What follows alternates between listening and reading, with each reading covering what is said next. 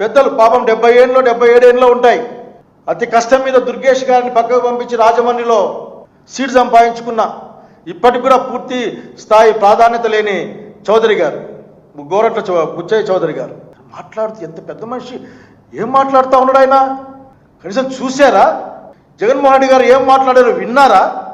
యుక్తాయుక్త చక్షణ జ్ఞానం లేకుండా నిన్ను చంపేస్తే నిన్ను చంపుతాం, జగన్ గారి తల నరుకుతాం, నరికితే తప్పేంటి, ఏం చెప్పాలనుకుంటున్నారు మీరు?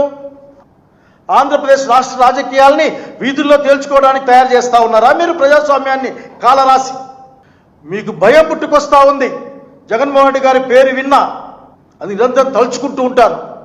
ఒక సినిమా ఫ్లెక్సీ అంశాన్ని మీ కార్యకర్త, మీకు సంబంధించిన వాడు, మీ మెంబరు, మీ వాడు, మీ పార్టీలో ఉన్న ఫ్యామిలీ దాన్ని తెచ్చి అక్కడ పెడితే దాన్ని అదునుగా ఆసరాగా తీసుకొని మీరు ఇంత కాన్స్పిరసీ వార్తల్ని కాన్స్పిరసీని స్ప్రెడ్ చేస్తూ ఉన్నారే, మేము అడగకూడదా మిమ్మల్ని ఈ విధంగా?